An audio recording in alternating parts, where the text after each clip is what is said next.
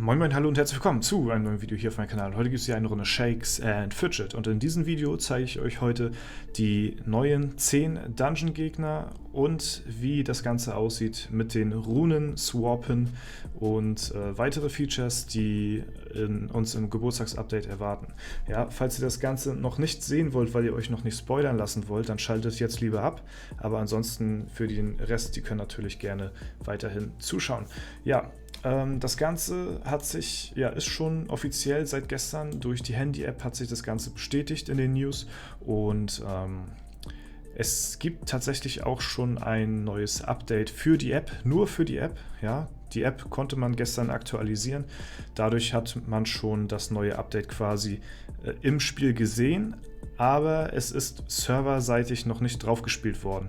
Das heißt, es gibt dort schon den Dungeon zu sehen, es gibt dort schon das Runen-Swap-Item, das Runentausch-Feature zu sehen und es gibt schon die 10 Dungeon-Etagen-Gegner zu sehen, nur aber als Bilder, ja, nicht mit Informationen, weil die kann man also man kann das ganze Feature noch nicht nutzen, weil es serverseitig noch nicht aufgespielt worden ist. Das heißt, man kann auch keine Dungeon-Gegner und so weiter und so fort benutzen. Ich zeige euch jetzt mal ein paar Bilder, die ich gemacht habe und die ich auch gefunden habe im Discord und im Internet und überall. Ja, und zwar sieht das Ganze so aus. Wir fangen mal hiermit an. Zack. So, und da haben wir schon gesehen, das habe ich hier von meinem Handy jetzt abfotografiert. Da ist der Dungeon hier schon automatisch freigeschaltet. Hier gibt es die neuen 10 Etagen jetzt zu besiegen. Das heißt in der Lichtwelt habe ich jetzt noch nicht alles abgeschlossen. Ich kann da zwar draufdrücken, ja, und dann kommt nämlich dieses Bildchen hier. Zack. Error, ja, dann passiert das hier. Also das habe ich jetzt gefunden, das Bild. Das ist jetzt nicht von mir. Und ja, man kann zwar draufklicken und versuchen auf OK den Gegner anzugreifen. Und ja, im Prinzip lässt er einen aber nicht ran, weil hier steht Dungeon not ready. Ja, also man sieht schon, die Etagen sind da auf der App, nur auf der App, nicht am PC. Und ja, man kann sie aber noch nicht bezwingen und so ist es bei den ganzen anderen Sachen auch. Als nächstes zeige ich euch das Runentausch-Feature und das sieht nämlich so aus hier. Das ist alles jetzt auf der App fotografiert worden, ja. Und wir sehen hier, wähle einen Gegenstand zum Tauschen, dann haben wir hier eine Waffe, jetzt als Beispiel, und dann können wir eine beliebige Waffe auswählen und dann dort die Runen tauschen. Und das Ganze kostet 20 Pilze. Finde ich persönlich wirklich sehr fair vom Preis her, wenn man mal überlegt, ein Sockel kostet 25, ja, das ist schon ziemlich preisintensiv. 20 für Runen tauschen, finde ich, muss ich sagen, in Ordnung. Dafür, dass man die perfekte Rune auf ein perfektes Item draufsetzen kann, wenn es denn sein muss. Und das finde ich, 20 Pilze ist da komplett in Ordnung. Ja. Viel, viel günstiger, als wenn man sich komplett neu equippen will am Epic Event und für ein perfektes Equipment 2.000, 3.000, 4.000 Pilze oder so ausgibt. Das ist viel besser und finde ich sehr, sehr nice und die 20 Pilze auch wirklich sehr fair. So sieht das Ganze aus mit dem Tauschen, ja. Dann haben wir noch ein weiteres Bild vom Tausch. Ich glaube, das war das hier gewesen. Genau, das ist auch wieder von der App. Wie gesagt, alles von der App. Und hier steht das nochmal auf Englisch. Swap Runes between two items. Ja, hier nochmal das Bild. Kann man denn, hier ganz gut erkennen, denke ich mal. Ich zoome noch ein bisschen ran. So sieht das aus hier. Da haben wir die Runen, kann man swappen. Sehr, sehr cool das Ganze. Und wie gesagt, für 20 Pilze komplett in Ordnung meines Erachtens. So, bevor wir zu den Dungeon-Gegnern kommen, zeige ich euch jetzt noch mal kurz das andere Feature. Und zwar ist das ja an der Zeitmaschine. Da gab es ja auch was Neues. Da haben wir jetzt hier in der neuen Version oder auf dem Handy schon den Pilzvorrat hier zu stehen. Ja, was das auch immer heißt. Fülle sie mit Pilzen, um noch mehr Abenteuerlust zu speichern. So, maximaler Speicher ist hier auf 80, Bonus 20, ja, und in unserer Version haben wir hier maximal jedoch bis zu 80, dann kommt ein Bonus von 20, also da hat sich jetzt nichts verändert, nur dass bei mir hier noch nicht steht, was hier steht, Pilzvorrat 0, ja, also man muss dafür wohl Pilze, ja, opfern. Klar, wenn man Bier da reinkippt, dann muss man ja auch Pilze fürs Bier bezahlen. Also ist es auch logisch, dass man Pilze hier damit, ja, die mit Pilze füllen muss oder so, sozusagen, ja. Fülle sie mit Pilzen, um noch mehr Abenteuerlust zu speichern. So, denke ich mal. schmeißt man die Pilze rein und zack, man kann dann noch mehr Alu dadurch dann, denke ich mal, versäumen, mehr oder weniger. Ja, gut, das sind die Bilder zum Update. Jetzt kommen wir zu den Dungeon-Gegnern. Wie gesagt, falls ihr euch nicht spoilern lassen wollt, dann braucht ihr die nicht gucken.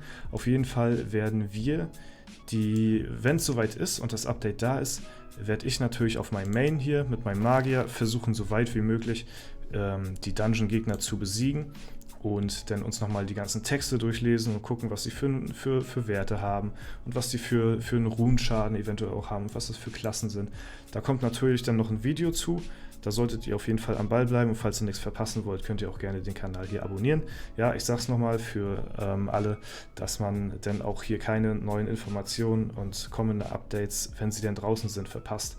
Ja, denn mit meinen 517er Char, denke ich mal, könnte man da schon relativ weit kommen. Und jetzt gucken wir uns mal die Bilder an. So, wir fangen an mit, ich weiß nicht, ob das die Etagen so von 1 bis 10 sind. Allerdings könnte es gut hinkommen, sag ich mal. So, da haben wir hier den ersten Gegner. Ja, das sind alles irgendwie,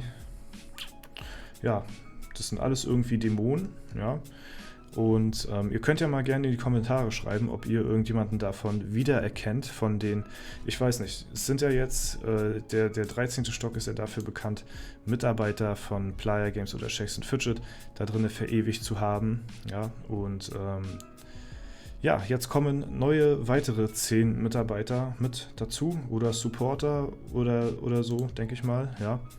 Könnt ihr mir gerne schreiben, wenn ihr jemanden wiedererkennt, so, weil wir haben hier noch keine Informationen und keine Beschreibung noch dazu. Dann haben wir hier Nummer 2, ja, das ist der zweite Gegner, auch wieder ein, Dämon, relativ adipöser Dämon, der wohl auf Lautstärke steht, ja. So, Nummer 3 haben wir hier mit einer Gitarre und einem Beil, einer Axt hier, so, also eine Axtgitarre, Gitarrenbeil, keine Ahnung. So, dann kommen wir hier zur Nummer 4. Den kennen bestimmt einige von euch oder den werden bestimmt einige von euch wiedererkennen. Grüße gehen raus, das soll höchstwahrscheinlich den Leander, den Playa-Supporter, darstellen, ja, anhand seines Shakes & Fidget Profiles, was er ja in-game hat, sieht er dem relativ ähnlich, sag ich mal, ja, für die Leute, die das Profilbild von Leander kennen. Und kann gut sein, dass das hier der Leander ist. Ich gehe mal stark von aus, ja. Also ein Player-Support-Mitarbeiter sozusagen. Dann haben wir hier Nummer 5, ja. Wieder ein weiblicher Gegner, der zweite weibliche Gegner hier im Dungeon mit einem schönen Amulett hier, ja, und irgendeinem Tattoo oder sowas hier, so ein Halstattoo. So, dann haben wir die Nummer 6. Ja, wie gesagt, schreibt gerne rein, wenn ihr wisst, wen das darstellen soll. Es könnte so ein bisschen, ich weiß nicht, ob das Oscar Panier darstellen soll. Könnte sein, oder? Weiß ich nicht ganz genau. Ja, dann haben wir Nummer 7. So, mit einer Spitzhacke, so sieht das irgendwie aus, so ein bisschen. Ja, ummodelliert zu einer Waffe oder so. Nummer 8 haben wir hier. Ja, weiß ich auch wieder nicht, wen das darstellen soll. Könnt ihr gerne reinschreiben, falls ihr eine Ahnung habt. Nummer 9. Oder das könnte auch Oscar sein, weil der hier so eine Pinsel und Stift und sowas in der Hand hat. Also ein Zeichner von Shakes & Fidget, ja. Also könnte gut sein. Und dann haben wir Nummer 10, ja. Und das ist, denke ich mal, ziemlich eindeutig. Sieht man anhand der Haare, ja. Und das ist natürlich der Marvin Clifford, ja, ein weiterer Zeichner von Shakes & Fidget, quasi der Fidget, ne? Und wenn das hier Oscar Panier ist, dann ist das halt der Shakes, ja. Der Wiedererkennungswert ist auf jeden Fall da. Wenn man das jetzt mal vergleicht hier im Zauberladen mit ihm hier, ja, denke ich mal, ist da ein bisschen Ähnlichkeit auf jeden Fall zu sehen. Und ich weiß nicht, ob das hier, wir können ja mal mit ihm vergleichen. Na gut, ich weiß nicht, ich glaube, ob Oscar noch so aussieht wie früher. Ich weiß nicht, den habe ich schon länger nicht mehr gesehen, aber bei Marvin sieht man halt sofort so, ne? Oder wer war der andere? Vielleicht er hier? Ja, also der würde tatsächlich vielleicht sogar fast ein bisschen besser passen. Aber wie gesagt, schreibt mir gerne rein, was ihr davon haltet. Das sind die aktuellen News, die ich momentan habe. Oh, was habe ich denn da? Oh, Mensch, Goldbonus plus 20%, aber es ist leider an alle Attributs-Item. Einfach mal so ein Epic im Shop, ja? Es liegt bestimmt an meinem Avatar. Ja, gut. Spaß beiseite. Gut, das soll soweit gewesen sein. Ich hoffe, das kleine Update hat euch gefallen. Falls es der Fall sein sollte, lasst gerne einen Kommentar und eine Bewertung dazu da. Um keine weiteren Videos zu verpassen, ich sag's nochmal, lasst auch gerne ein Abo da. Und das war's soweit von mir. Ich verabschiede mich. Vielen Dank fürs Zuschauen. Haut rein und bis zum nächsten Mal.